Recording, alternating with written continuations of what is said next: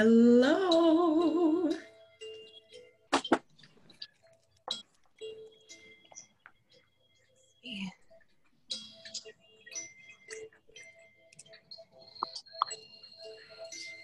Hello, Grimoire Club. Hello. Making sure we're recording. Looks like we're recording and letting everyone in. Hi, Molly. Hello, hello. How are you? Good. How are you? I'm doing great. Hello.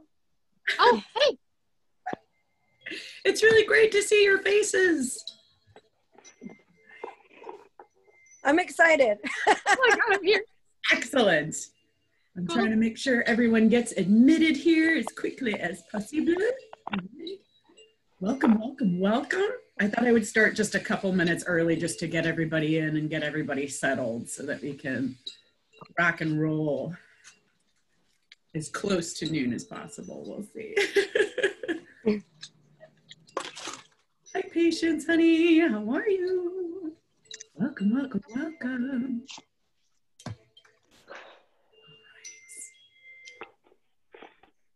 And then we don't have to mute now, but once we get into like the meat of it, we'll do sections of muted and then we'll have some time in between the sections to all talk to each other. So, Cool. welcome, welcome. Okay, so we have 21 people From the UK.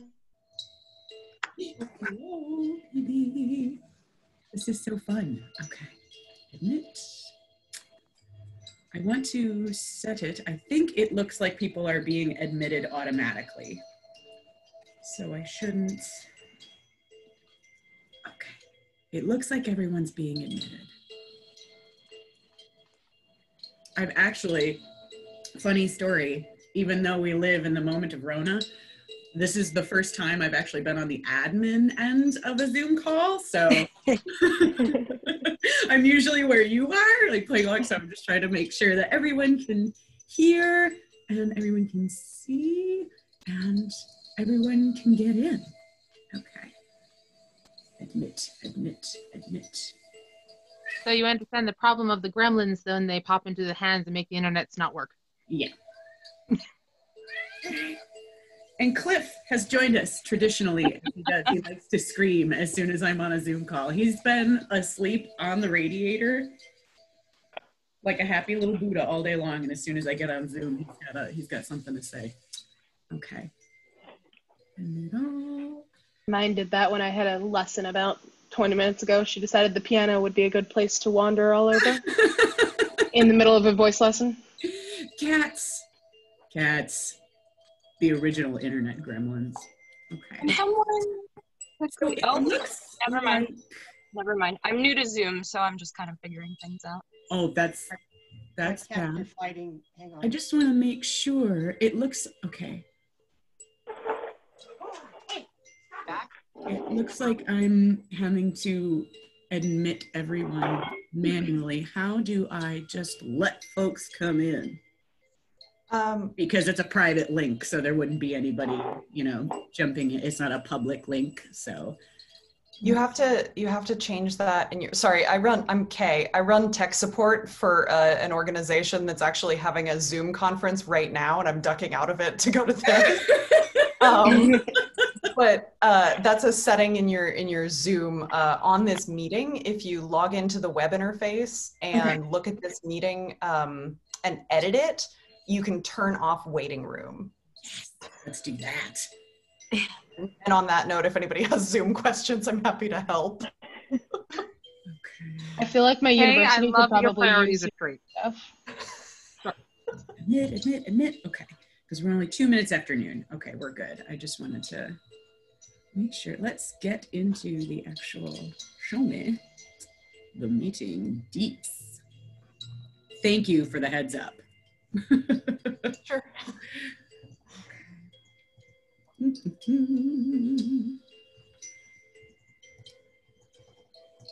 Okay.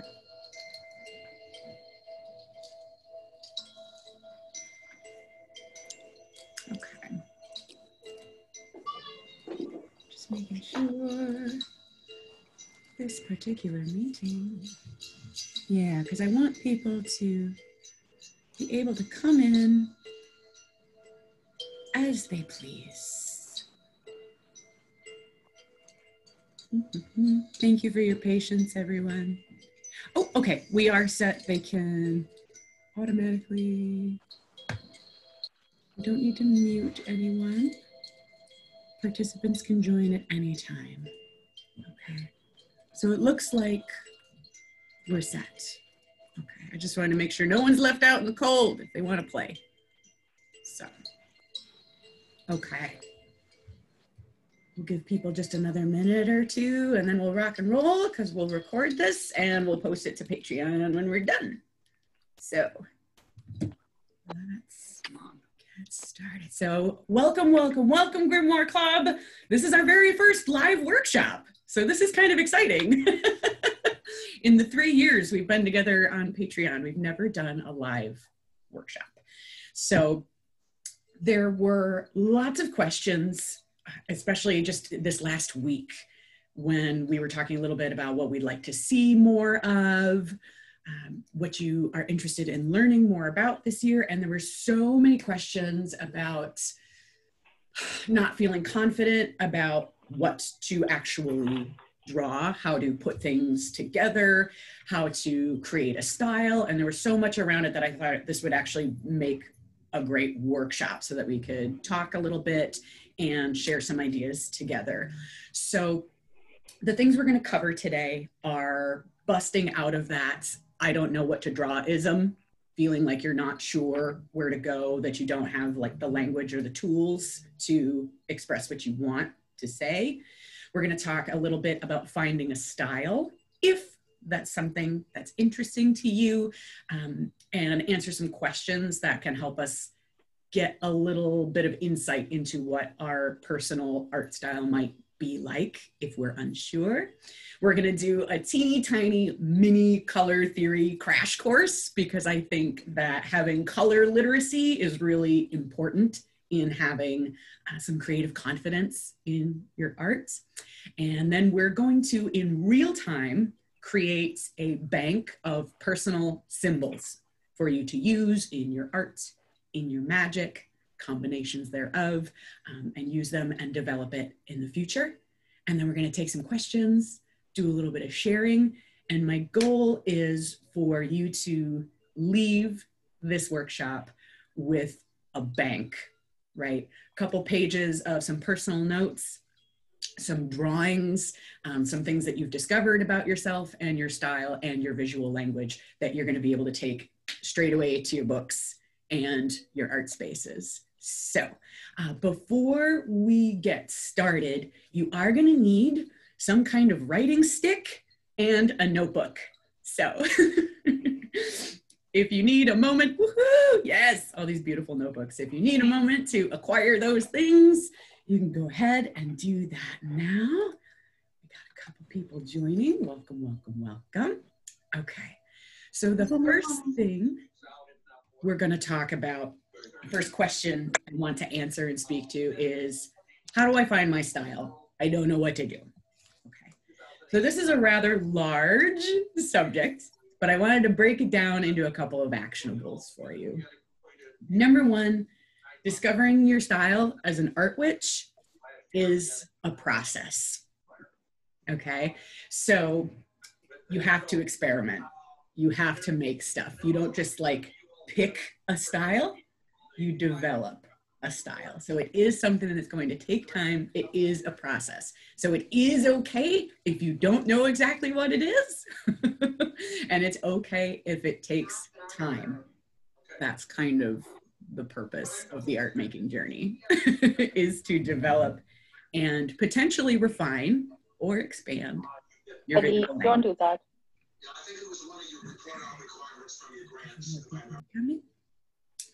So second is you can learn to develop your own visual style by referencing art you already love.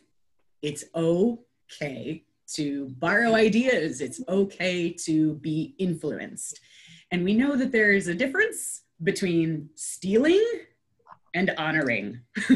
We want to be in a place of honoring the art we appreciate. We don't need to just jack someone's idea. We can put our own personal flavor and spin on an idea that already exists, that we already love. One of the things I think that really blocks people from developing their style and moving forward with their art witching is this worry about ultimate originality. That's not a thing. There is no such thing as ultimate refined originality. Everything has always been borrowed. No creative piece of work in the universe has ever been created in a vacuum. So it's okay to borrow ideas and reference. And it doesn't necessarily have to just be painters that you love. It can be any creative work that you're drawn to. So borrowing. We can also create things like mood boards or caches, maybe a binder or a Pinterest board of things that speak to you. Just things that on reflex speak to you. Colors, textures, places, fashion, people, icons, whatever it is. These are all sources of inspiration for creating your visual style. And we can use that as a launching pad. And the final thing I want to say quickly about how you find your style is practice. We find our styles by doing. The work happens by beginning. And our styles are going to change and grow as we change and grow. So it doesn't matter how many pictures you collect, how many how-to videos you watch, how many lectures you listen to, you ultimately have to get to the doing. You have to get to the making, and that's how your style is going to happen. And that's how you're going to ultimately build confidence, okay? So any questions on the developing the personal style bit? If you want to go ahead and unmute yourself and ask a question, you're welcome to. Anybody? Okay. I don't have a question, but there was something really cool that I found online, and I thought it would go along with this if anybody cares. Yes, we care. It goes along with personal style, because I have one, and then I found something online that went along with it. It's called Goblin Core. It's like if you look up hashtag Goblin Core, it's so cool. Yes. I recently discovered Goblin Core this summer. Yes. Like, where has this been my whole life? I don't know. I was like, this is me. These are my people. That's fantastic. So I just wanted to share that with other people. Look at it. It's cool. It's a very, I think, kind of like earth element witchy aesthetic that isn't cartoonishly witchy. You know what I mean? Does that make sense? Like, this is my jar of marbles and teeth that I keep because I love it. I don't know what it does, but I love it. My mother's secretly Goblin Core. She has my brother's baby teeth. I have my kids' teeth in my jewelry box. See, there we go. I have both my parents' wisdom teeth and mine. So we were doing this before it was trendy. I think my mother has me and my siblings' baby teeth in her jewelry box somewhere. Underneath her crown jewels, as she calls them. When I was in art school, I met my studio mate for the first time. And at that period of time, I was doing a lot of work with found bones, things that I would find on the side of the road or while I was out walking. They'd be gifted to me. And she saw that I was working on this bone frame. And the next day, so we've known each other for like 2 hours, right? She comes to me with this little treasure chest. And she's like, I want you to have this for your work. And it is all of hers and her siblings' baby teeth.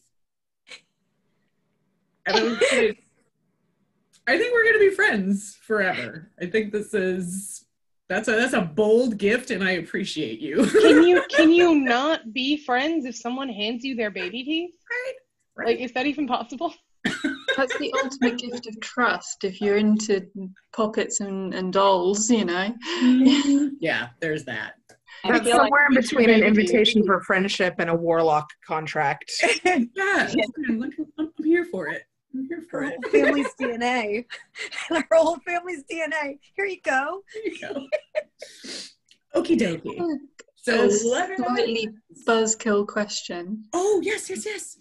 So in that whole discovering your own style, I've actually through this channel started just doing stuff because do what I can, not what I wish I could and can't. So being a huge fan of the Pre-Raphaelites, William Blake, their art skill is just through the roof. And I'm never going to be, apart from painting a wall white, that's about as good as my painting skills go. So when you're discovering your own style, how do you prevent perfectionism, toxic comparison, that kind of thing? Have you had any experience with that, Molly? Oh, yeah, absolutely. It's not a big question like you can just magic answer, but you know. I think there's a lot of places we can go with a question like that. And I'm really glad that you asked. So I am also very much influenced and in love with Renaissance painters. I love photorealism. I love paintings of the past and oil paintings in particular. I'm no longer an oil painter. I make coloring books about mythical creatures. It's like, where do those worlds intertwine? But what I think you can do is remember that they're all of these resources are part of just this sort of larger collective consciousness of art making and the history of creativity and the ideas that people have put forth. And when it comes to skill, it's trying to stay in a place of admiration and potentially aspiration that can keep us from beating ourselves up with a stick about not being good enough. You can be thoroughly inspired by someone and not have a desire to create work that looks exactly like their work. So I think keeping an aspirational mindset about this is what is possible, but it's also only one small fractal of what creative effort looks like. And that your personal expression is totally valid. So I hope that that's helpful. I know particularly in the art school setting and in the professional setting, there's a lot of that. There's a lot of comparison, the seeing how much work other people are able to put out, whether it's sheer volume or the quality of that work. It can really, you know, but that's their work. That's their work. That's what they're meant to be doing. And what I'm doing is what I'm meant to be doing. And what you're doing is what you're meant to be doing. So, there's a lot of paths. Has anyone ever Thank read you. Austin Kleon's Steal Like an Artist? Yes. Can you hear me? Yes. Okay. Sorry, what was that author name? Austin Kleon is the artist, and the name of the book is Steal Like an Artist. It's a great book on this exact same subject about, you know, steal like an artist, use the ideas, maybe even copy the style for a while as practice, and eventually you will develop your own version of it. I mean, I took Molly's Oracle cards and did my own thing with them. So, you know, it's like mine came out completely different to hers, but it's the same idea. Same thing with that amazing scrying mirror you did. It's in the other room, so I won't take time to go get it. But, you know, I took those ideas and used my own resources and whatever and kind of made them mine. But that's, you know, that's a starting point. I mean, in art school, we used to have to copy the masters. Oh, yeah. Remember that? A lot of that. Until you were sick of it. Yep. But that's a great, I appreciate that comment, because that's also something you can do if you wish to. You don't have to. But if there's someone you are thoroughly inspired by, there's nothing wrong with trying to copy or create a likeness of that work for your own use, for your own practice. That's not stealing, that's learning. You know, like putting your name on it and then trying to sell it, that's stealing. But observation, learning through observation, that's one way to do it. So, okay. And if we're ready, I do have now, if we're ready with pens, I've got a couple of brief, like super brief journal prompts here that we're gonna do that are gonna help us sort of develop a little style inspiration bank. So if everybody's ready for that, this is just gonna be a list. And what I'd love for you to be able to do is either you can write single words. This can be like a game where it's the first thing that pops into your mind. That's fine. Don't overthink it because it's just about what you love. This is just things, just ideas about what you love. There are no right or wrong answers. So don't put a ton of pressure on yourself to write something like super duper profound. Okay. This is for your use and for fun and for our Art Witch development. So if everybody's ready to go, I have a short list of questions here. So number one, is there an animated show that you loved as a kid? It could be a movie, it could be a movie too, and it can be more than one. So I'll give you a couple of minutes to think on that.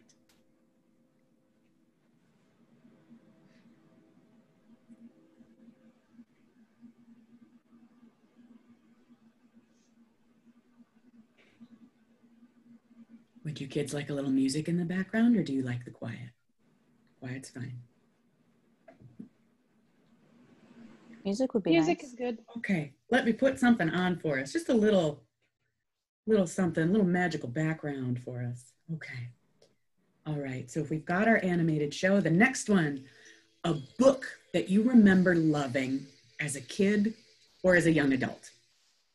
And this might be an illustrated book. It could be a chapter book. Books you really loved as a child or young adult.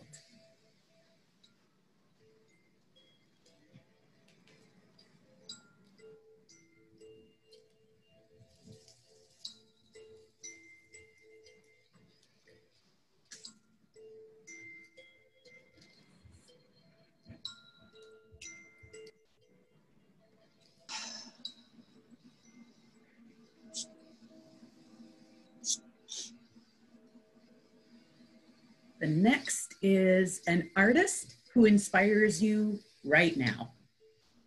Something you're really into right now. It can be a contemporary artist. It could be someone you know. It could be someone from the past.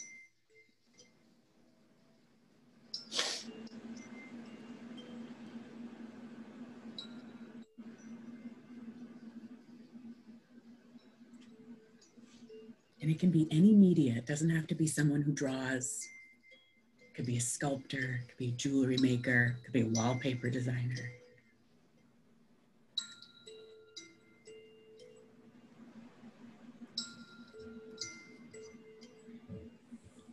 And then we're going to get into a couple questions about preferences. So your immediate response, do you love or are you drawn to things that are realistic or things that are stylized? So that could be something like we were talking about before, sort of that photorealism. Or are you interested, do you like abstraction and graphics? And it's okay if the answer is both. But if you have a strong leaning towards one or the other, it could be helpful to know.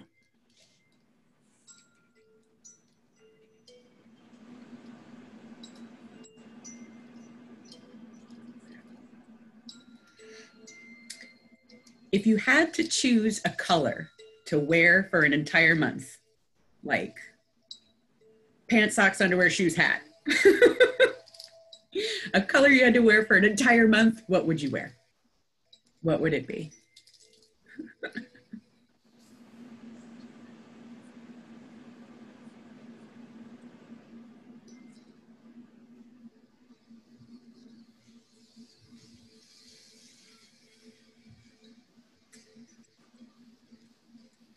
Do you have a preference for minimalism or maximalism?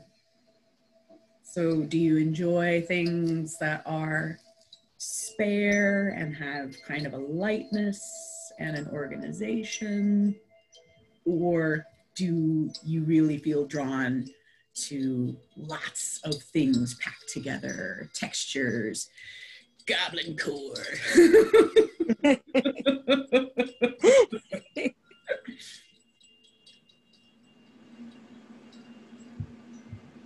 Kind of a curiosity cabinet vibe.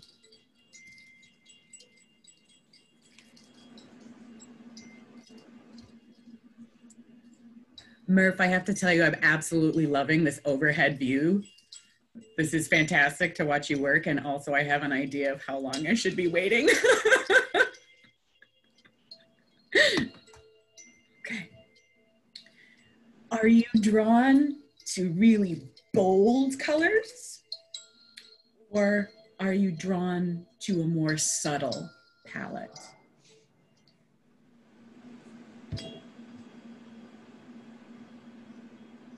Do you like the boldness, or do you really like softness? And of course, everyone is drawn to both in other circumstances. We're just trying to look at, like, is there one that you particularly lean into more of the time? Yeah.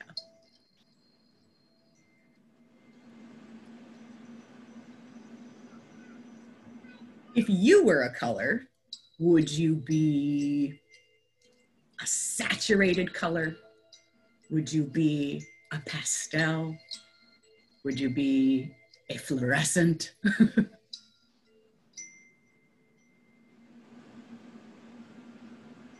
That's really kind of more of a quality question.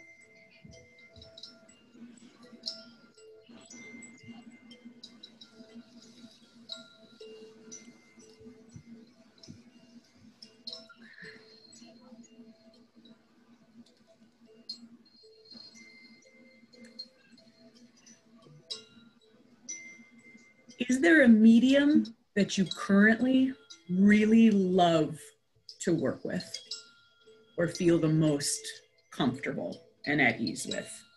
What is that medium? And medium means things like watercolor, markers, pen, that kind of thing. It could be clay, yes. It could be acrylic paints. It could be collage.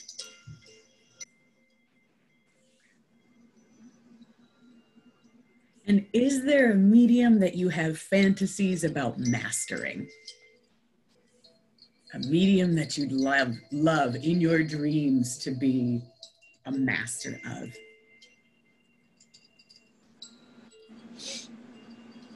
This is kind of a stretching question.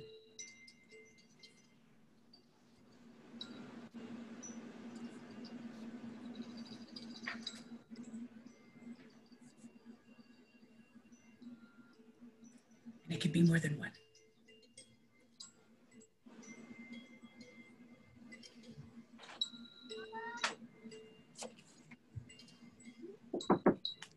All right. So looking at your bank now, reading over what you just wrote, does anything stand out to you? Was anybody surprised by what they wrote? And does any of this reveal anything new to you? And does anybody want to share anything if there was something that sort of surprised them or either came together for them?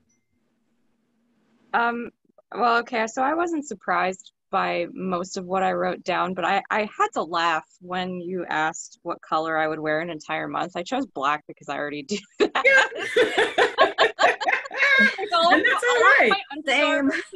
Practically half of everything in my closet is black, and I wear a lot of black. Stalker, a bunch of witches wear black. Yeah. Purple was my second. Yeah.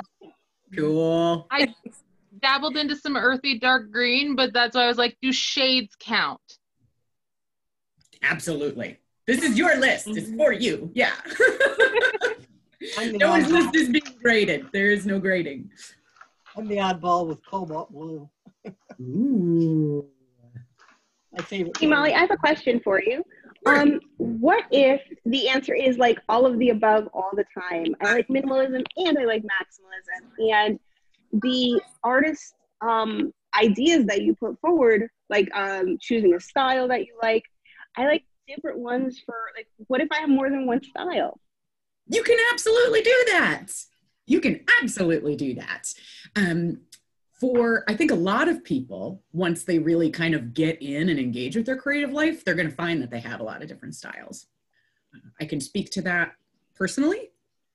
My oil painting work is photorealistic. My illustration work is graphic heavy with lines, and it's also kind of very organic and kid-like in a lot of ways.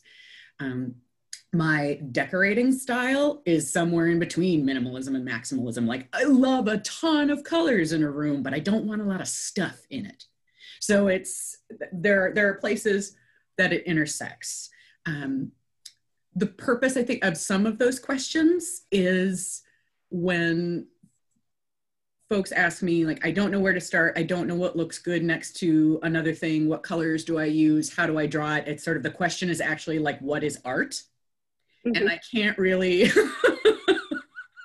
I can't really teach you that, you know what I mean? Like, so the purpose of the exercise was just kind of to see, like, what are some of your preferences, and could it help you make some choices about what you might like to start making? So yeah. I absolutely, you know, and you're allowed to have more than one style. You're a multifaceted creature, right? Like, I'm a meditation teacher, but I'm also a screamer in a metal band. So you're allowed to have multiple parts, and you're also allowed to be a multidisciplinary person. There's nothing wrong too with being a disciplinary magpie, with being a supply magpie. I think there's a lot out there in terms of the messaging we get about what makes us productive artists, especially if you are going to be a professional artist, that you have to be specialized like you would if you worked in some kind of, you know, a different professional field. Like, you have to be a heart surgeon, or you have to be a mechanic on this kind of car. And no, you're allowed to enjoy the buffet of what's available to you.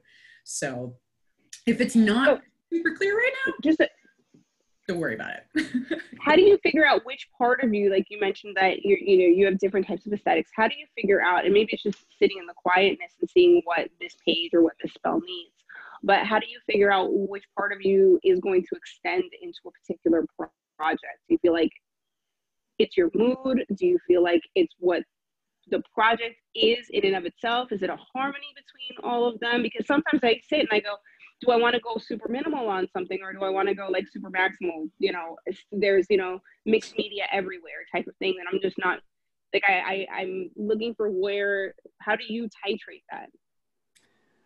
I would say yes to all of the things you just listed. So yes to what's my mood? A question, I write about this in Art Witch too, choosing a form that's going to best suit the magic or best suit the idea. So if it's a word-based magic, sometimes it works out better for me to put it in a song than it does for me to put it in an image. Some ideas work out better as a burlesque performance than they do as a sculpture. So just asking the question, what form best serves the idea, or what form best serves the magic? So that would be one way. A lot of times, I'll be honest, it's intuitive. It'll feel right to do something a certain way. And you're allowed to do that too. It doesn't have to be a super structured, super rationalized. It just, would it feel good to make it this way? If the answer is yes, the answer is awesome. Yes. Thank you. Yeah, that's a great question. I also have a question. Oh, sorry. No, go ahead. Oh, okay, thanks. So in terms of the question of if you want to do more realism or more stylized stuff, I really love like the more stylized way of drawing, but I am very bad at doing it because every time I do it, it looks just wrong. I don't know why. My brain decides, no, that's wrong. So, and then I end up doing realism stuff. So I don't know, or my attempt at it anyway. I don't know, how do you sort of come up with an idea? If you look at an actual thing and you go, okay, let's stylize this. How do you come up with the bits to exaggerate and stuff? I feel like I personally, in my own work, because that's what I can speak to. I'm fine. Why are you answering your phone? Communications usually. Even if I'm creating something that's super stylized, I'm still working from observation. I'm calling in for tomorrow. Okay. I've got bronchitis. And by Thursday, I'll be halfway through my antibiotics. So Doc says it should be safe to come back. Do that real quick. Okay, sorry. I'm still working from observation, even if I'm doing something super stylized. So if I'm creating a mugwort dreamwork coloring page, I'm still looking up images of what mugwort looks like. And I tend to exaggerate the parts that I'm the most interested in. Okay. Which tend to be flowers. But that's how I'll make those choices. Sort of the what feels the most important about this image. And, you know, I mean, yes, I'll draw things like cats and dragons and, you know, but the cats have people hands and whatever. So obviously we're not great for visual resources, but I'll still use them to make decisions when taking a real life object or a photorealistic resource to simplify it. And one of the ways that I started doing that really, really early on was actually for practice and for fun, was printing out pictures or opening up books and using a bit of tracing paper and just working over the top of them. It was a really meditative experience too, but it kind of gave you started to develop your own language of which parts of the image were the most interesting to you, which parts did you want to draw out. So that might be a way that you could do that. I think it would also, just from me to you as a friend, just be gentle with yourself. Yeah, I get told that a lot. Thanks. I appreciate that. Anybody else have any questions before we move on? Would it be okay if I made a suggestion? Yeah. So for stuff like that, what's really helpful, I find, is thumbnailing. So you just take like a really big piece of scrap paper and you draw little boxes, and then you just practice what you want something to look like. And if it looks wrong, you just move on to the next square and try something different. And that way you're not wasting like an entire canvas space or whatever it is that you're using, like a grimoire page, on something that you may end up feeling disappointed in, and you can like kind of train your brain into what you think your preference for what something would look like is. It's really helpful. It's like, what do they do for movies? What's that called? Storyboarding. Yeah. Oh, great. Thank you. That's a fantastic idea. Yeah, I love that. With that I had said, an idea. Oh, sorry. Go ahead. No, it's okay. I was just gonna say for Francesca, something that I have is I have like a I call it my trash notebook, but it's my I do everything kind of notebook that I'm okay with, like quickly tearing a page out if I hate it or whatever, and it's just my place where I puke on the pages, and what sticks goes into the good book. Love that. That's the other part too, is this all doesn't have to be, you don't have to like set out to create, like today I'm going to sit down and make a masterpiece. Like, give yourself room to play. Gotta be fun. Like, and that's the other part too, is if you make this into like really anxiety riddled like work for yourself, you're not gonna do it. So it can be fun. Treat it like play. Everything's an experiment. Like nothing bad happens if we make something we don't love right away. You know, I have a sketchbook that if I don't like the pages, they end up being part of an art journal. I either journal over them or paint over them or use them as part of whatever I'm doing, so that I don't waste the paper, but I can go, oh, I don't like the original. Let's make it something better. Like painting composting. I love Yeah, that. Exactly. I love that. Did anybody else have anything they want to share or any questions? I was gonna elaborate, Molly. You said something about getting images off Google Images and then working from there, kind of thing. Mm-hmm. And recently, I had to make a, I don't know, we're making songs, and I have you. I'm sure you are very familiar with this. You have to put an image for each song on Bandcamp. So I've been making the images. So this is something I've newly been doing. It's been really helping my creative energies to start flowing again, because I have a little bit of pressure, which is good for me. Otherwise, I get caught up like in other stuff. But what I did was I looked up images for like skeletons, and then and then I ended up creating that image there. And then something that's really cool, I don't know, I guess I don't consider it cheating, because I don't know, I guess it's just graphic art. So if you take the image that you made and you upload it as a photo, and then you put it on PixArt, they have like really cool effects that you can put on top of it, and it like totally changes it to make it look like more. I don't know, it's like super cool. So it's like a mixture of traditional artwork and sketching, and like then also adding like this like technological weird stuff we have available to us now, can create like a really cool image that you could use, you know, for anything really, I guess. I mean, that was just an idea that you had talked about, getting the images like online and then moving forward with them. And that's kind of how I did mine, like that. So I just thought I would share. Doesn't always have to be all you. Like, this is what I was able to do at the moment, and then PixArt did the rest for me. So it's a tool like anything else. Right. I just wanted to add that, you know, don't make it so stressful. Like, sometimes if you can't finish the whole thing, or you want to add something, you could use some of those little tricks and tools that we have now. Like if you're under a deadline or something like that. Absolutely. I digitally manipulate my work all the time.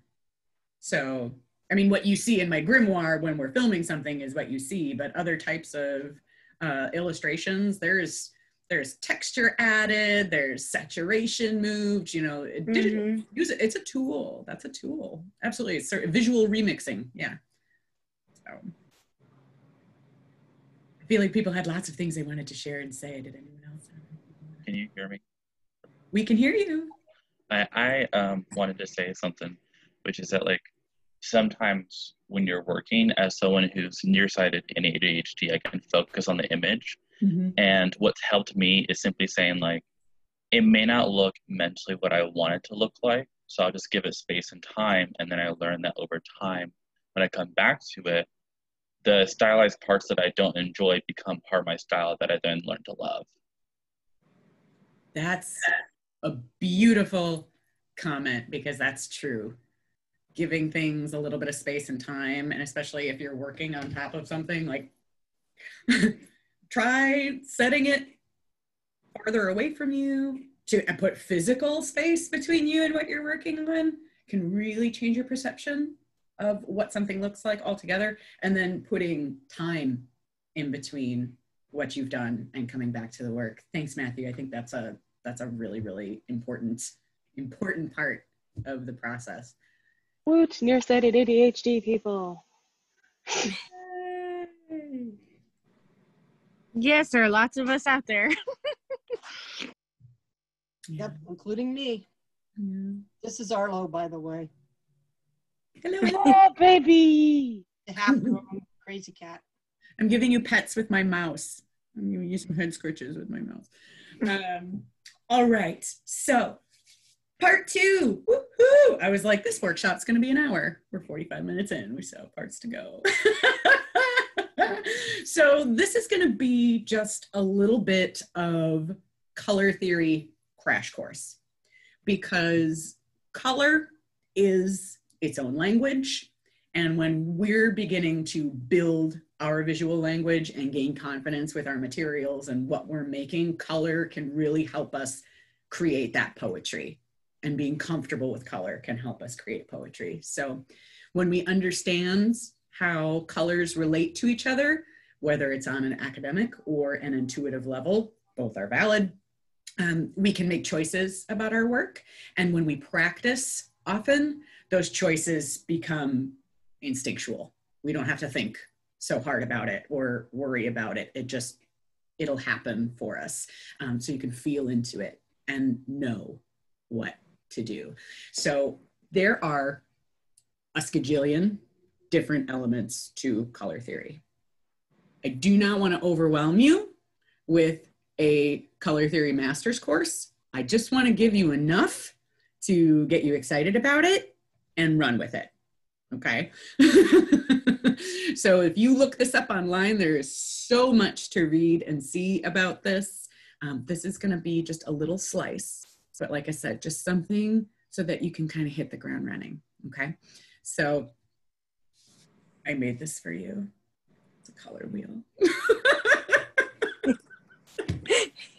So I hope you can see it. I'm sure you're all very familiar with this. And so there are three types of color schemes I wanted to talk to you about today. Because a color scheme and having some knowledge of that is going to make just your flow happen a little better. So I'm going to hold it close because there's some glare. So we're going to talk about 3 color schemes today. There's the monochromatic, the complementary, and analogous that we're going to cover. There's like 8 of them in the design world, but we start getting into like tertiary and all kinds of other crazy crap that's just like, unless you don't have to go there. You don't have to worry about that right now, unless you'd like to look into it. So what monochromatic means is mono, it's one, right? So a monochromatic painting will be, or drawing, or whatever, collage, whatever it is that you're working on, is going to be based around one color, okay? So let's see, I pulled out some examples for you. Probably the easiest example of monochromatic, or the one that comes to mind first, is like a black and white image. It doesn't have to be black and white, but everything that's in this image is made with one color, right? Let's see. Oh, here. Monochromatic. One color. This is a composition that's made entirely with red. It's just red, aside from the washi tape. But so creating an image using one color or one color family, okay? The next color scheme we can talk about that's probably the easiest and high impact is a complementary color scheme. And complementary means that they are just directly across from each other on the color wheel. So red and green, when you put those next to each other, they super vibrate, right? They're complementary. Orange and blue are across from each other. I'm sorry, I'm trying to hold this so you can see it.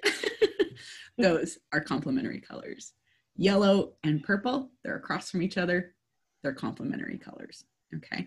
And complementary can make something, it can be really high contrast, or it can be really subtle. So it doesn't have to be like stop and go like red and green to be complementary. It can be a sagey green and a blushy pink. They're still across from each other on the color wheel, okay? So I'll show you just a couple, and I wanna show you that I'm just showing you things that are in my book, how I would throw them together. So, let's see here. This is an image you've likely seen. We made this together on a Grimoire Club video. This is a complementary color scheme. There's this orange in the background and the blue in the hands. I'll hold it up. Whoop! You're getting waved at. So those 2 colors are across from each other on the color wheel, and they get real buzzy when you put them together. So we also have an analogous color scheme. And analogous just means they're colors that are next to each other. So we could say that this green, this yellow green, this yellow orange, and this orange, that's analogous. They're all in a row together. Same deal here. If we go red, red, purple, purple, purple, blue, but those are analogous. So colors that are right next to each other in a line on the wheel. So this is an example of an analogous color scheme. They're all colors that come right after the other on the color wheel, okay? So those tend to be kind of a more intuitive choice, but they just line up together on the color wheel, okay? So those are just a couple of examples. Your palettes can be really, really varied, or they can also be really super limited. And both are fun to use and they're effective. The other thing I want to tell you is that if you are worried about color schemes, because folks ask me that all the time, like, how do I know what looks good next to each other? Try it out. Put them next to each other. How does it feel? What does it look like? You can also Google color schemes, palettes. There are lots of really fun interactive palette pickers for you that if you choose a color, it will suggest lots of other happy colors that harmonize with it or contrast. So choosing colors, like I said, can either be really intuitive or you can go this kind of more methodical route. I just wanted to bring this out for you as something to think about if you're interested in it. This is also something that we get really, really nitty gritty into in Rainbowmancy.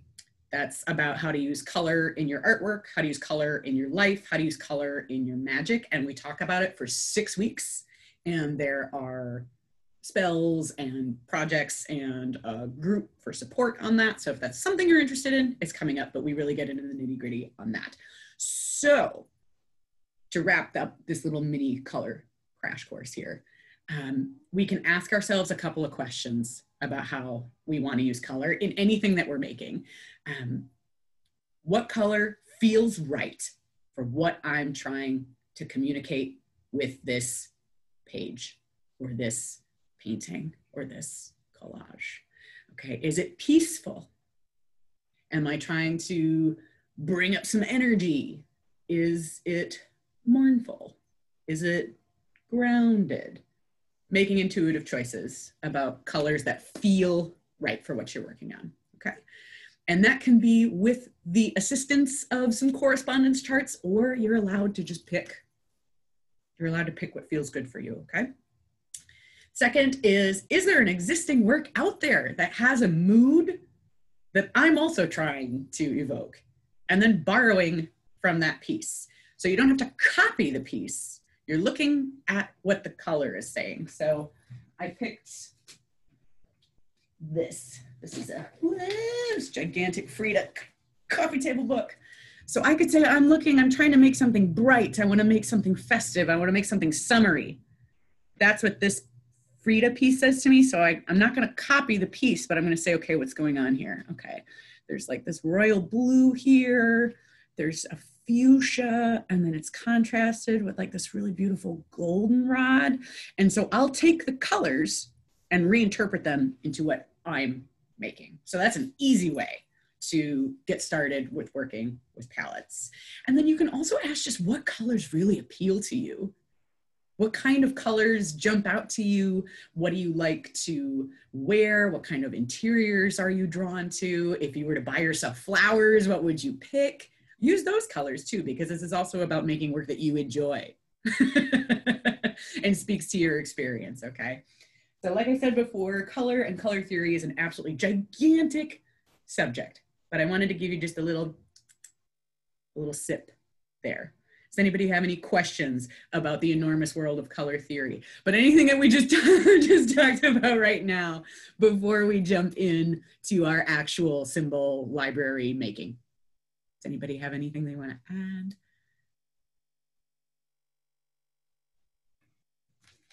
I'll give you a second. I do.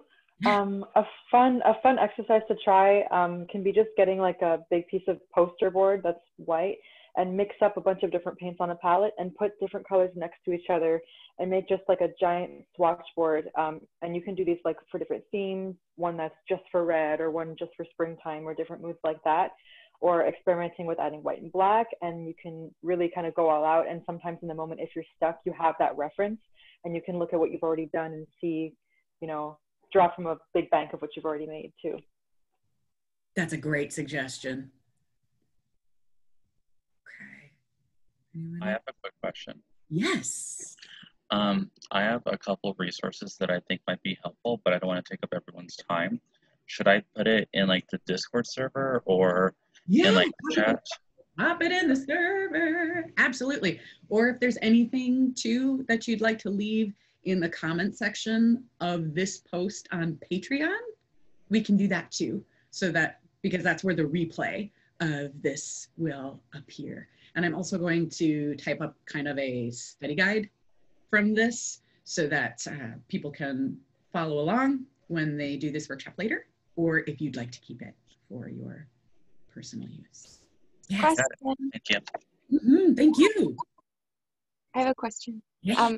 How do I find the Discord server? So you should be able to, Discord is linked up directly to Patreon. So as soon as you're on Patreon, you get a Discord handle, or you have access to the Discord server. So I should be able to find a link to the server on Patreon? Yes. I know it looks different for me because I'm an admin. Can somebody help her out with that? Just because it's the guts of Patreon look totally different to me as an admin than they do as a, so. I'll find it later. I don't want to take up more time. But if somebody knows how to find it and wants to like shoot me a message or something. I can get on Discord right now, and there's an option to copy link for an invite, and I can put it in the Zoom group chat right now. Okay, thank you much. Woohoo! Yeah, because they are now, Patreon and Discord are integrated. So you should be able to get in our private server. Sorry. There are also interactive things out there where you can show it, you can upload a picture like of a scene or your room in your house or whatever, and it will pick all the colors in it for you and put little swatches of it down there. So that's something that would be useful for picking colors as well. It's also addictive. Yeah, very addictive. Then you stop and think, okay, how do I make that color? Any other? Real quick, the link to the Discord will expire after 1 day. So if you want to get on it, you have to use the link within 24 hours, or I have to resend the link. Yay, thank you, Matthew. Okay. All right. Anything anybody else wants to add before we scoot on to symbol creation?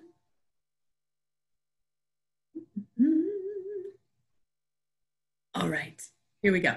So we've got some ideas about our style. We have a little bit of information on color to work with. The next thing we're going to talk about is creating some symbols. We're going to create a personal symbol library that you can draw inspiration from and develop over time after you leave this workshop. So this is about doodling. There is no right or wrong answer. It's just supposed to kind of crack things open and help us loosen up and start developing our visual language a little bit. So symbols, I'm going to read you just a little bit here, a paragraph here. Symbols may be widely recognizable, like a cross or a pentagram, and symbols may also have very intimate and obscured, secret, personal meaning. A symbol is a sign or an object that's used to represent big or immaterial ideas. Symbols pack magical power by condensing mystical concepts and energy into a refined, readable sign. So using both well-known and personal symbols in our work can help us communicate personal ideas and big ideas. Symbols stand in as representatives, speak for us, and drop hints for the viewer. So that's why we're going to work on creating basically a personal sigil library, a personal hieroglyph library here for you to use and incorporate in your work however you see fit. So we're going to loosen up. We're going to get ready to do a little bit of drawing, a little bit of doodling. I'm going to put on a little bit of music for us again here. And what I'm going to do is we're going to get through 18. We're going to draw 18 symbols today. That is a big magical alphabet. That is a good cachet to start with for creating your visual language. So grab your pen, grab that fresh piece of paper. You can you don't feel like these have to be like little itty bitty teeny tiny drawings, unless you really love that. If it would feel good to like take up a page and really get big and gestural, that could be fun. It could also be fun if you get stuck, try drawing with your non-dominant hand and see what comes out. See what happens for you. Okay? Could I ask a favor? Yes. We've been doing this for an hour. Can I have like a 2-minute break to go pee? Yes. Okay. I don't want to miss this part. I don't want to miss this part, but my bladder's gonna explode. All right. Get ourselves kind of organized here. I'm actually going to stretch out just a little bit because yes, I've also been sitting on the edge of this chair. I thought this whole workshop would be an hour, but there were lots of really, really good comments, and I wanted us to have an opportunity to talk to each other because we don't really do that. So I didn't want to discourage anybody from adding their comments. Yeah, this format is really cool. Can we do this again? Yes, we absolutely can. And I want to thank you guys for bringing it up. Because just on a personal note, like I've put off doing these kind of workshops because of the things that people kept asking that they wanted to see, which were like, we want to see big, you know, like detailed spreads in our grimoires and stuff. And it's like, they take like days and days and days to film. And so when folks were saying, why don't we just do this live? It's like, it'd be a 6-day long live. But workshopping it out and having this opportunity to share with each other is really, really fun. So we can absolutely do that. I'm thinking about, do we, you know, maybe switch off for Grimoire Club? Like, do we do a live workshop month and then we do one of those longer demo videos and then we do a workshop month and then have some demos. So I'm also, if you're on the unicorn tier, I definitely want to be doing more community together on the unicorn tier in particular, just because of the kinds of things we talk about there. I think it would work well. Okay. Oh, Molly, a friend has decided. Can I say, she's back. Do you hear me? Yes, I can hear you. Hi. Hello, hello. First of all, thank you. I'm from Israel, so this is like the closest I am to being abroad. This is very exciting for me. Oh. I feel like I'm traveling, so thank you. Hello from Canada. Yeah, this is so exciting. Like, I'm way excited. And to see you and thank you. And I just wanted to tell you that today was the first time that I actually like brought a grimoire thing that I did into like a therapy session as a motif or a metaphor and worked with it in a session, like in an emotional state or an emotional intention. And it was very, very interesting. I've been working with something that was inspired by your work. I did something. I don't know if it's even any good. I'm not a drawer. I'm a fish out of water. But it worked out very creatively into a therapeutical session, and I was blown away. So it does transform into other things that we do this work. That's what I wanted to tell you. So thank you. Thank you. And thank you for sharing that. That's incredible. Yeah. And I'm excited for you. I'm too. This was an eye-opener. Thank you for that. I'm really glad to hear that. I thought I'd take this moment to share what I did with Molly's. Oh my gosh. Holy crap. Sorry. That's awesome. Is that right side up for everybody? Yep. We can see the details. That looks amazing. Circle. I love seeing what you do with it. That's amazing. Yeah. I had so much fun making this. There's just so much stuff in there, and then I left three places open to put crystals, like related to whatever I'm doing, you know. Oh, that's so clever. Oh, brilliant. Okay, so you're using it flat. Are you using it flat? And then...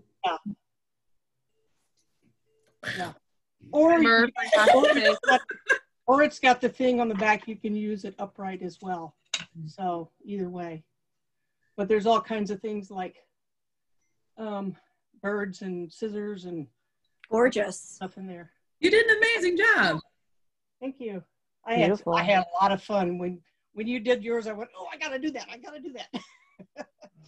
Murph, I had a similar like, oh my God moment. I just had to say, bottle caps, recycled bottle caps.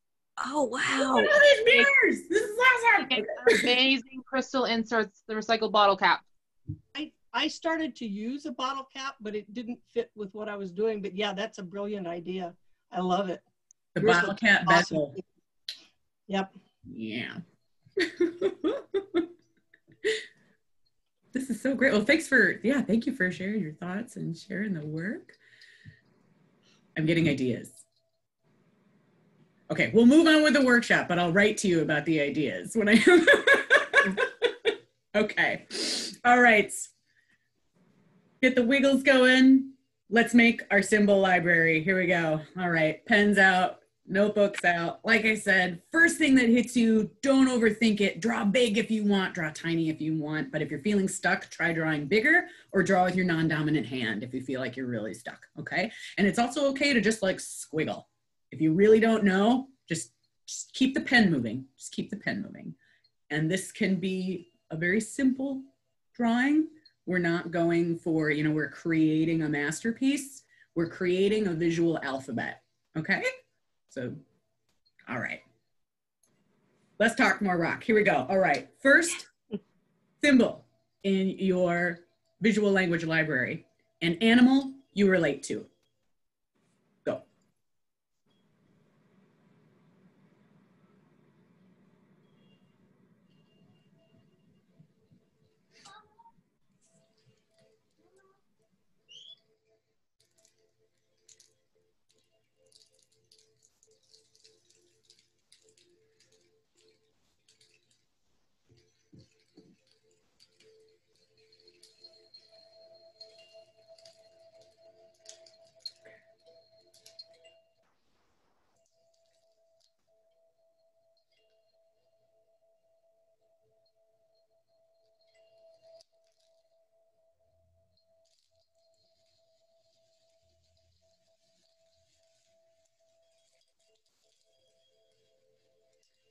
And we're going to kind of try to move through these, not push through them, but move through them fairly quickly so that we're just keeping up with the flow. We're not going to get like hyper concentrated on like finishing a thing. If you'd like to come back to any of these in the future, you absolutely can. And I'm also going to provide this list in the notes for the replay, okay? So don't feel a ton of pressure to finish everything, but we're going to try to roll through them at a bit of a clip, okay?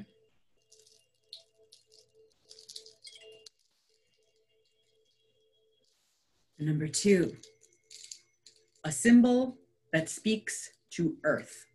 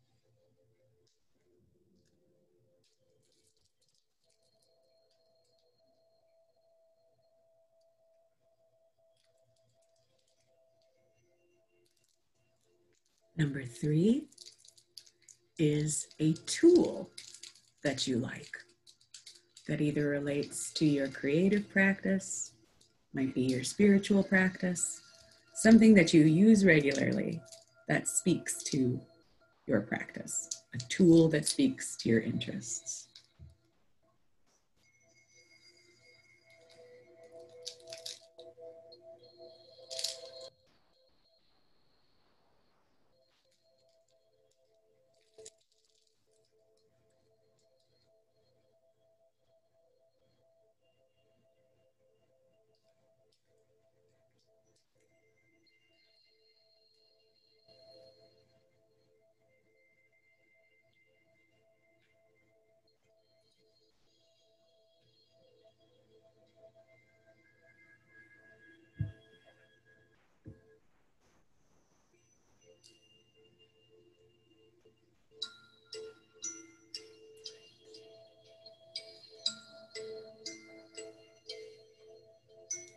Okay.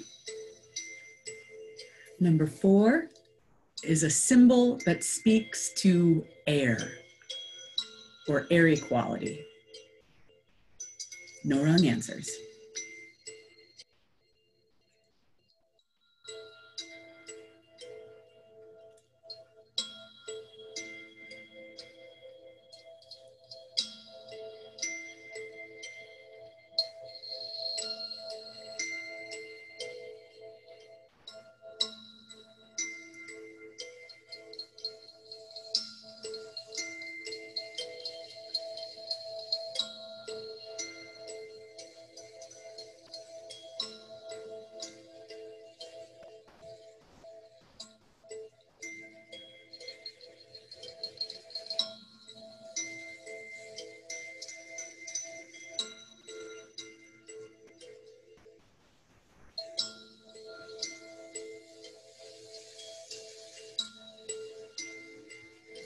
Number 5,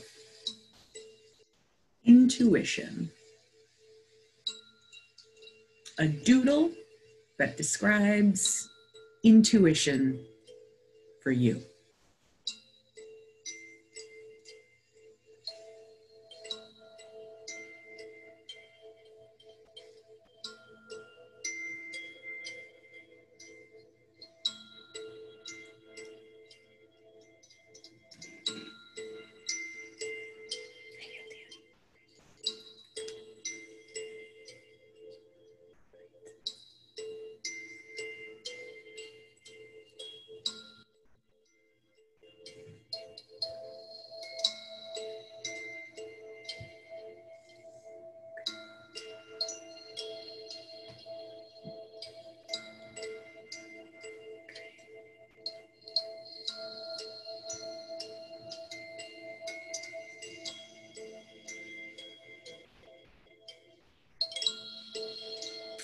Okay. A doodle or a symbol that represents stop or block.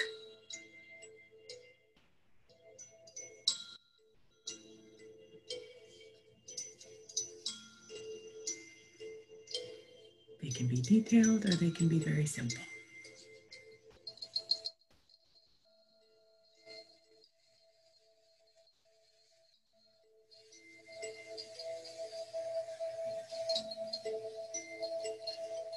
What was that one again, Molly?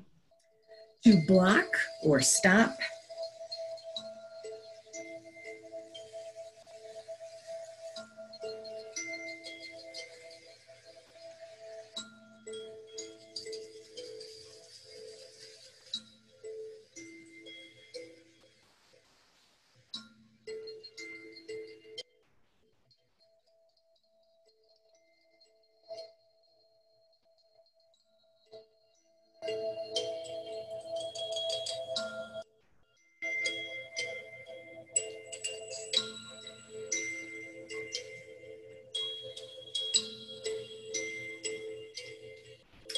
Number 7 is a doodle or a symbol that represents feed or nourish.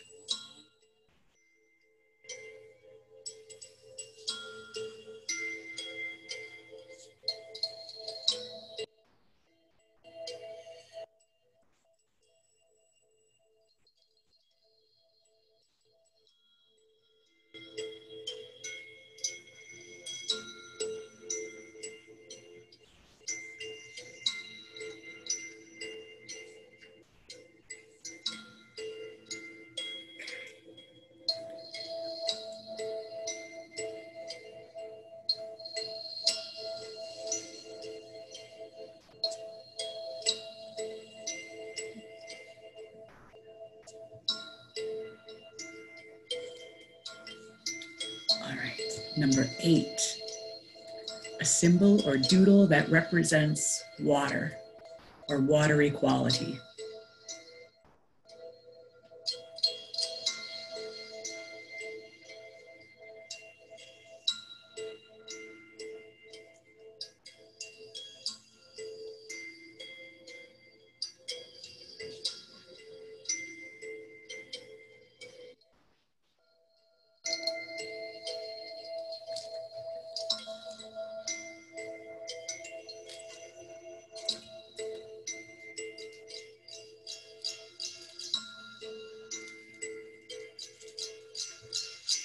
Number 9, protect. A symbol or a doodle that represents protection or to protect.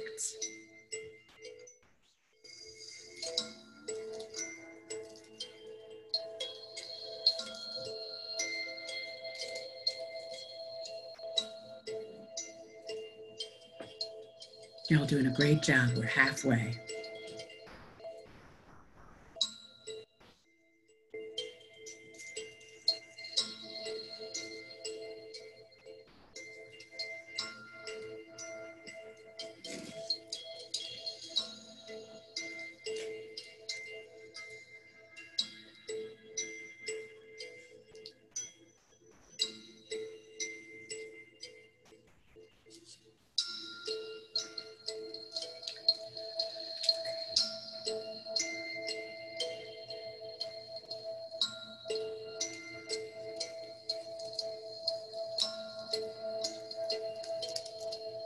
Number 10,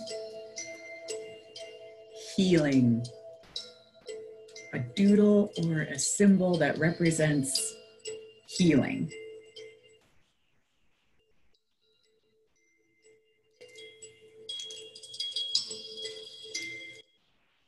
And it doesn't have to be a complicated sigil-like image.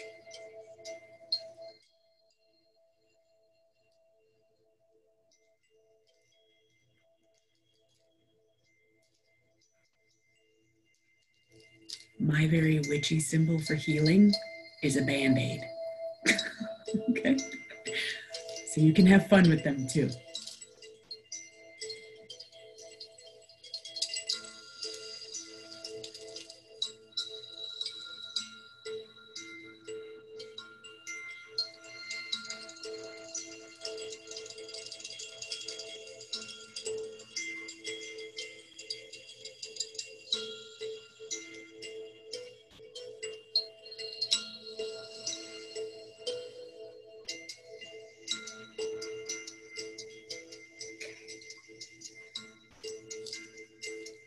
Number 11, fire.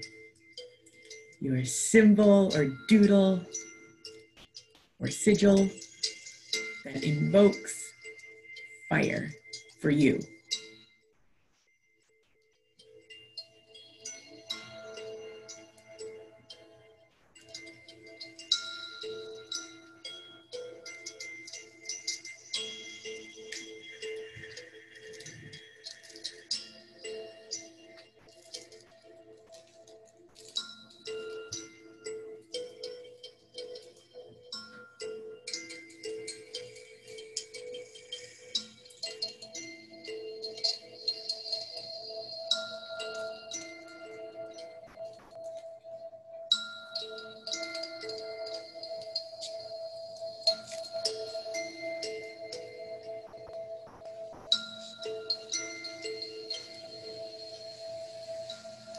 Okay. And number 13, let's draw a symbol that evokes or represents where you live. Says something about where you live. Sense of place. Did we skip 12? Oh, yeah, I mixed them up. This is actually 12. I reversed some numbers. So it is 12.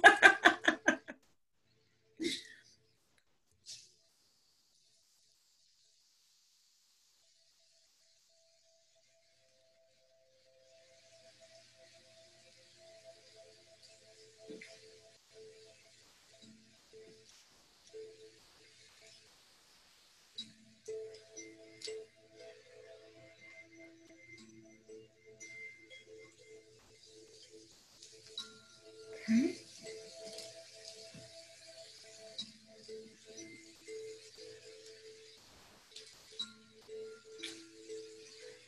I find this one to be a particularly useful one. Your symbol or doodle for love.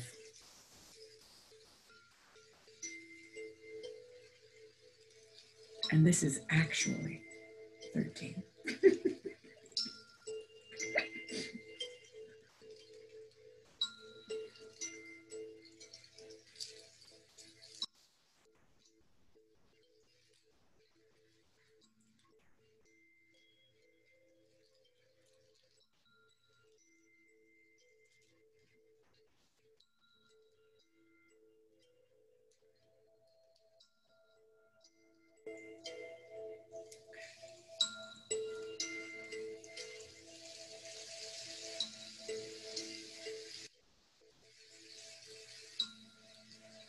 14 is going to be a plant, tree, or plant part that you relate to, or the first one you think of.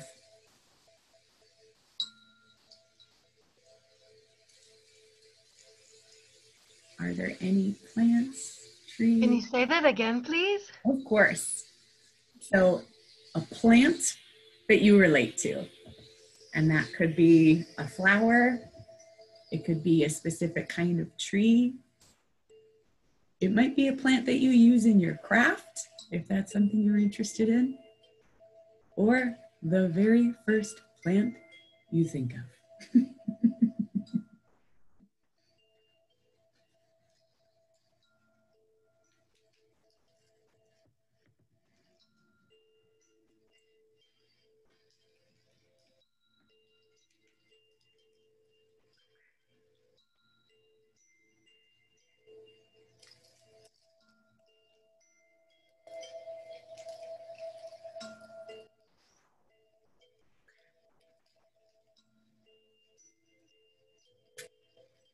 $15. We're in the home stretch. You can do it. Your symbol or doodle that represents attract. Something that draws in or magnetizes.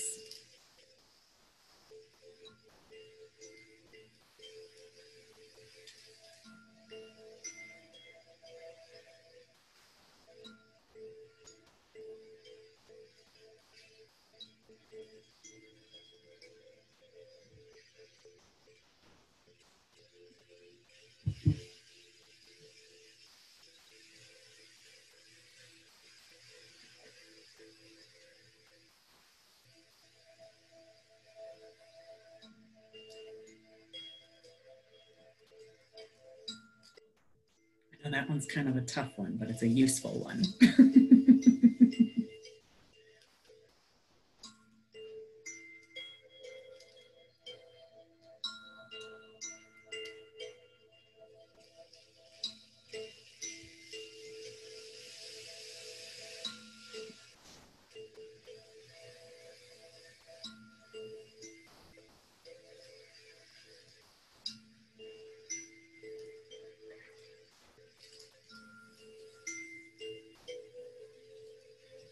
$16 is a symbol or doodle that represents the idea of spirit or imagination or higher self, whatever that means for you.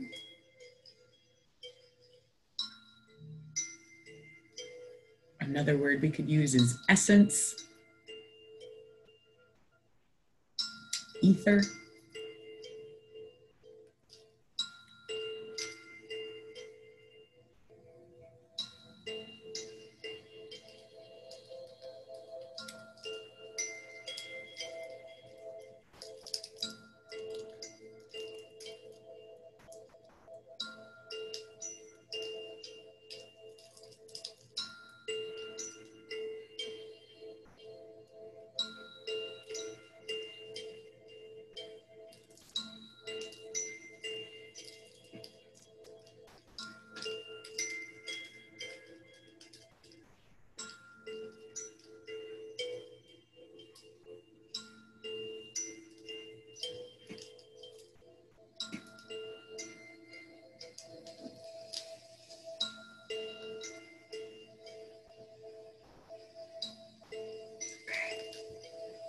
$17, regeneration.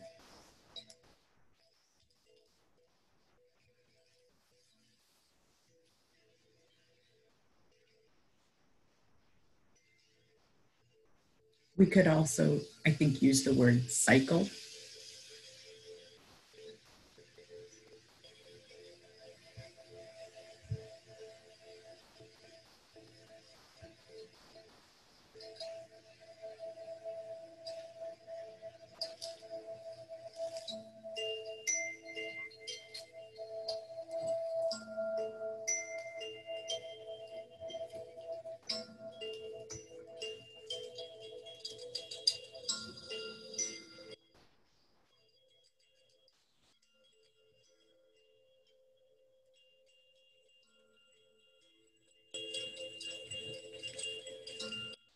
All right, and the very last one.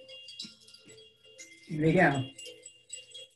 We saved, I think, the toughest for last, but you can do it. You just made a whole library. You can do it. We're going to make a cartouche. What I'd love for you to do is draw 3 rapid fire little symbols or doodles that represent you. This is a visual equivalent of your name. Okay?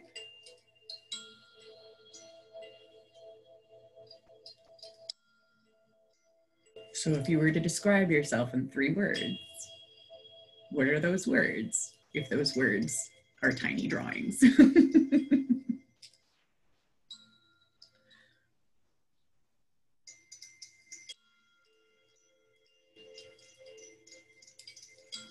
know it's hard. You could do it. You could do it. You could do it.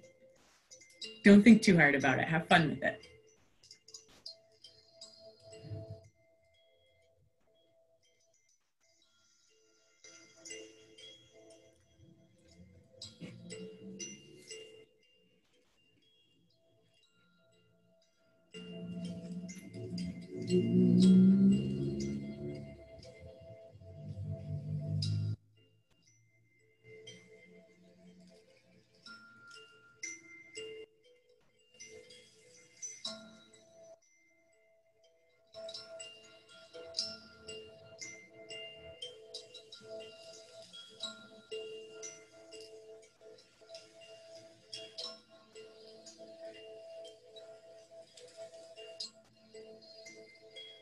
I see a lot of fingers running through hair like you're stressed. Don't be stressed. It's okay. It's also okay if you want to go back to the bank you just made. If there's anything that really speaks to you that you made there and you want to see what it looks like in combination, go for it.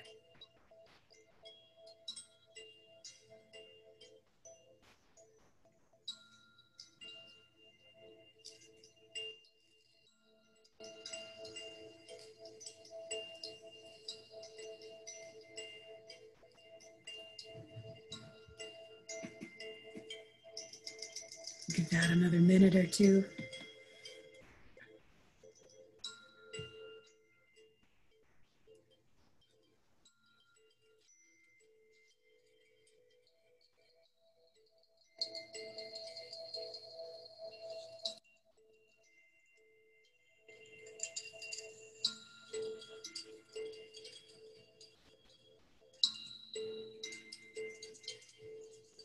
Okay.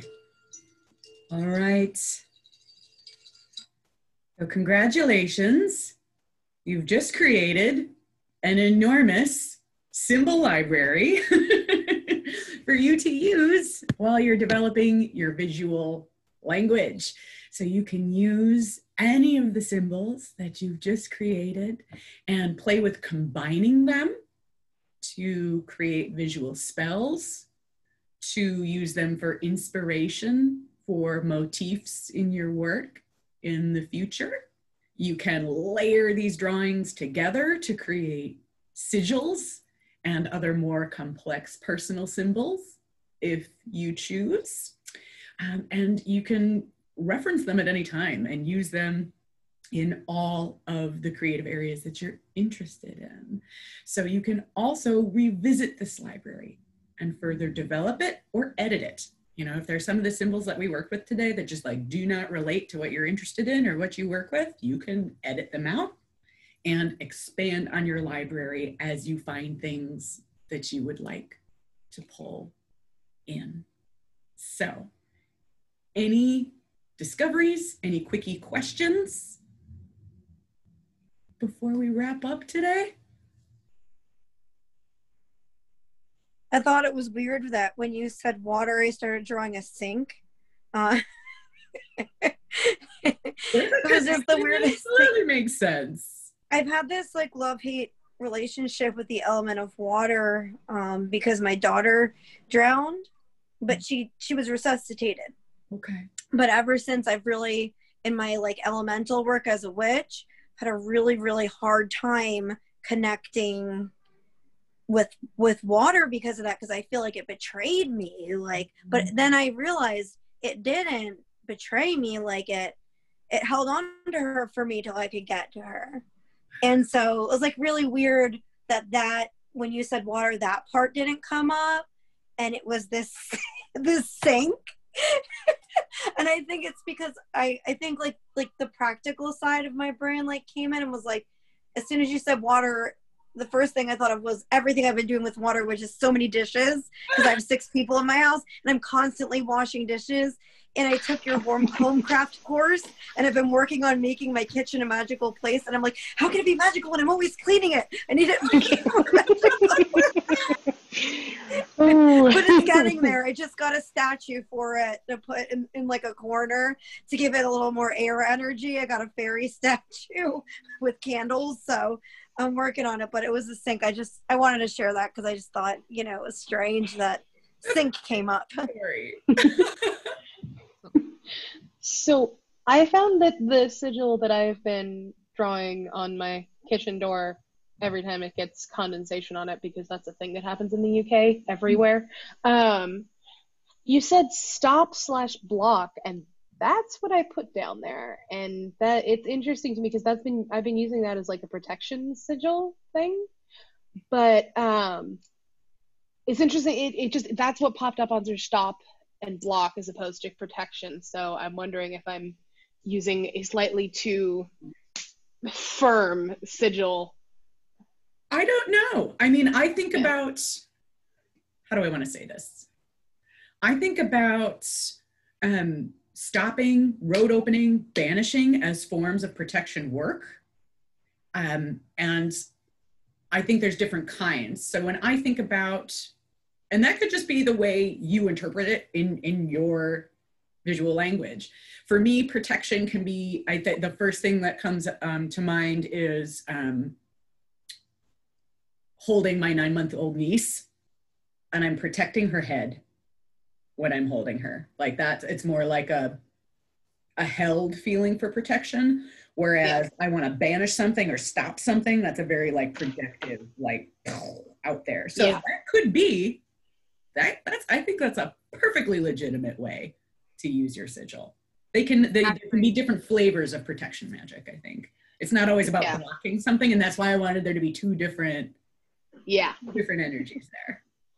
Yeah. I was gonna say I actually got 19 sigils out of that. I have one that's encouraging you to like stop self-doubt, and then one that's like, I'm blocking things from coming in. Awesome. Amazing. I had a really difficult time with the one about like the place where I live. For some weird reason, like I hit a wall when that suggestion came up, and I ended up drawing a little doodle of like our state capital, because I live in the capital of Pennsylvania. So it's just like, you know, the rotunda building with like a keystone on it. I have a drawing of a clock tower that's close to my house. That's what I use for my sense of place. Yeah. So it was a very literal interpretation of the place. That's okay. Yeah. I live in Texas, so it was a star, as in the Lone Star. So, you know. Saskatchewan, wheat shaft. Mine was my garden, so apple tree. I did a really, really, really abstract interpretation of Seattle. So like the Space Needle and water, because we're surrounded by it. Oh, not Starbucks? I live in the UK, so mine had to be a castle because that's all we've got here. I'm also in the UK, and where I live is notorious for having coast and forest, so I tried to draw 3 blocks of the coast, the sea, the beach and the forest, and it doesn't look like that in the end drawing at all. I'm gonna have to go back to it. That's okay. You know what it is, because these are ultimately for us to use, right? So, but I think that's amazing. That's a really complex, it's very idea. It's very ambitious, but very descriptive. And that's what beats the atrocity that is the shard, if I'm honest. If I lived in the UK, I'd have to use the national motto, which is mind the gap. Oh God, don't remind me. Everywhere I went, mind the gap.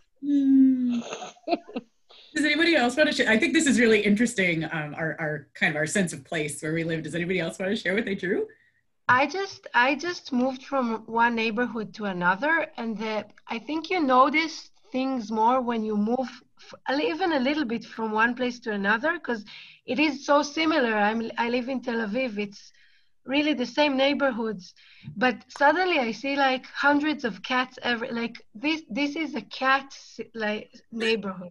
We have more cats than people, and I just put a cat, which is, I don't know, or like a certain type of leaf that suddenly I see that I never saw when I lived in central Tel Aviv, because it's only smoke and roads. But here there's all types of leaves suddenly. So I think when you move, then you suddenly see different things, more intricate or smaller even.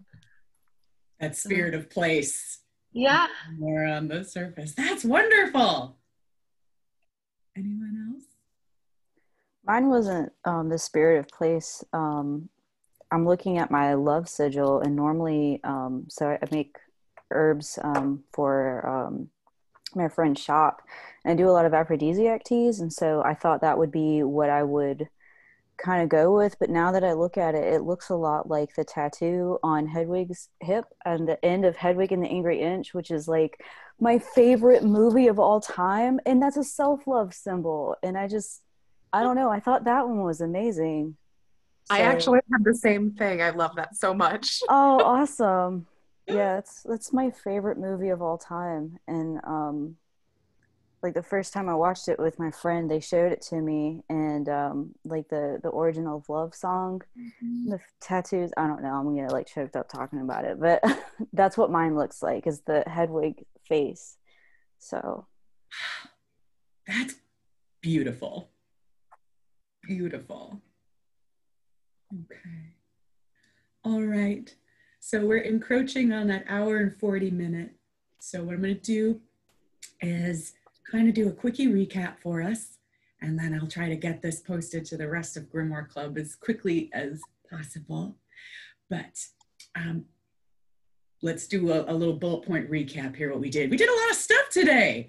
So you're going to gain some confidence in your style and build your visual language. The more you practice, you can examine things that you already love to discover more about what your allegiances are, more about your visual language. You can incorporate the influences of other artists to mix them up and create your own style. Colors are a really powerful way to work with your style, and they can be chosen consciously or intuitively. There are no hard and fast rules for developing a visual language as an art witch.